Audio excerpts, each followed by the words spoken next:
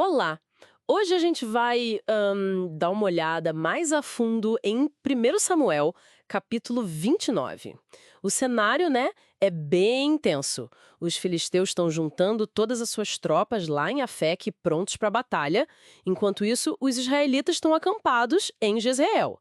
E bem no meio disso tudo, tá Davi e os homens dele marchando na retaguarda, como parte do exército de Aquis, um rei filisteu. Pois é uma situação extremamente delicada para Davi. Pensa bem, o futuro rei de Israel, ali formalmente como um vassalo, né? Quer dizer, a serviço militar de um rei filisteu. Exatamente, contra o próprio povo dele. A lealdade ali tá, assim, totalmente em xeque. Com certeza. E essa tensão toda vem à tona quando os outros comandantes filisteus, os príncipes, né, veem os hebreus ali com eles. A pergunta deles para Aquis é bem direta. O que esses hebreus estão fazendo aqui? A desconfiança é imediata, né? Não tem nem disfarce. E o Aquis, num primeiro momento, ele defende o Davi. Defende com força até. Uhum. Ele lembra os outros líderes, olha, o Davi está comigo há mais de um ano e pouco, e eu nunca achei nele falha nenhuma desde que ele fugiu de Saul. É uma demonstração de confiança bem impressionante, né? Vindo de um rei filisteu sobre o cara que seria no futuro o maior inimigo do povo dele. Totalmente irônico, né? Mas aí fica a pergunta que você levantou. Sim, essa confiança do Aquis era genuína mesmo? Ou era mais tipo uma estratégia política? Ele realmente confiava na lealdade do Davi ali, naquele vespeiro, ou via alguma vantagem em manter ele por perto? Olha, é difícil ter certeza absoluta, né? Pode ser uma mistura. Talvez aqui estivesse sim um respeito pessoal pelo Davi, pela capacidade dele, mas também podia haver utilidade em ter um guerreiro famoso como ele, mesmo sendo israelita, ali do lado dele. Faz sentido. De qualquer forma, a ironia é gritante, né? Um rei filisteu bancando o futuro maior herói de Israel. Só que essa defesa do Aquis não cola com os outros comandantes, de jeito nenhum. Eles ficam, assim, furiosos mesmo. Uhum. E exigem que Aquis mande Davi de volta, para ontem. A preocupação deles é muito clara, né? Sim, é uma preocupação totalmente pragmática, do ponto de vista militar deles, né? Eles falam na lata. Esse cara não pode ir para a batalha com a gente, senão ele vai se virar contra nós no meio da luta. É o medo da traição, né? Exato.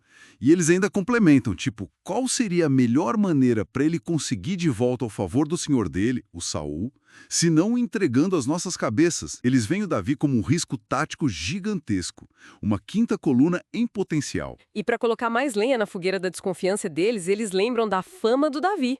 Citam até aquela música famosa, né? Aquela, né? Saul matou seus milhares. Mas Davi matou suas dezenas de milhares. O próprio passado heróico de Davi, lutando contra os filisteus, agora é usado como prova de que ele não é confiável para eles. Perfeito. A reputação que fez dele um herói em Israel agora vira um problemão ali entre os supostos aliados dele. O grande guerreiro vira um risco, alguém cuja lealdade é, no mínimo, duvidosa numa luta contra o próprio povo. A fama tem dessas, né? É verdade. E aí, com essa pressão toda dos comandantes, o Aquis, bom, ele tem que ceder. Não tem muita escolha, né? A pressão política e militar é forte? Ele chama o Davi e olha que interessante, ele reafirma a confiança pessoal que tem nele, chega a dizer que Davi era tão agradável aos meus olhos como um anjo de Deus. Palavras fortes. Sim, ele faz questão de dizer, eu confio em você. Mas ele admite, os comandantes não te aprovam. E aí ordena que Davi volte em paz pela manhã, para não desagradar os outros líderes. É a clássica encruzilhada da liderança, né? Ele está ali preso entre a avaliação pessoal dele, a confiança que ele tem no Davi e a pressão do grupo, a necessidade de manter o exército unido para a batalha que está vindo. E ele escolhe a unidade do exército. Exato. Ele prioriza a coesão filisteia, mesmo que isso signifique ir contra a própria opinião sobre Davi. E a reação do Davi? Ele protesta, ele pergunta pro Aquis, mas o que foi que eu fiz? Que erro você encontrou em mim para eu não poder ir lutar contra os inimigos do meu senhor, o rei? Ele parece assim genuinamente chateado e disposto a lutar ao lado de Aquis. Essa resposta do Davi é fascinante, né? Fica aquela dúvida. Ele estava sendo 100% sincero ali, leal a Aquis naquele momento específico, ou ele estava só, digamos, mantendo as aparências, jogando o papel do vassalo fiel até o fim, talvez até para não levantar mais suspeitas? As intenções reais ali ficam meio nebulosas. Exatamente. É um daqueles pontos da história que gera muita discussão, né? Sobre lealdades divididas, sobre aparências e realidades. Seja como for, a ordem do Aquis é final. Não tem mais conversa. Davi e os homens dele levantam bem cedo no dia seguinte e pegam o caminho de volta para a terra dos filisteus. Enquanto isso, o exército filisteu segue para Jezreel, para a batalha iminente. Uma batalha da qual Davi foi excluído. E aí a gente chega no ponto crucial, né? A desconfiança dos comandantes filisteus, que era baseada num medo até que compreensível para eles. Uhum, Acaba salvando Davi. Seu próprio povo contra Israel. exatamente. É uma ironia tremenda. A rejeição vinda dos inimigos acaba, na prática, sendo uma proteção para ele. Quem diria, né? Pois é.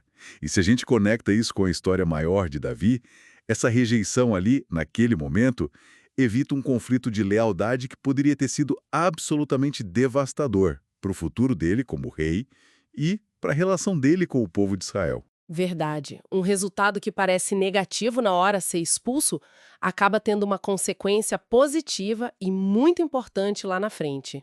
Precisamente. Mostra como, às vezes, os eventos têm desdobramentos totalmente inesperados, né? Fica então essa reflexão para a gente pensar, né? Em que outras situações, talvez na nossa vida mesmo, a oposição ou a desconfiança de alguém pode, sem querer, acabar nos desviando de um caminho complicado ou nos protegendo de um dilema ainda maior. É uma dinâmica interessante essa. A desconfiança do adversário agindo como uma espécie de proteção involuntária. Algo para se pensar mesmo.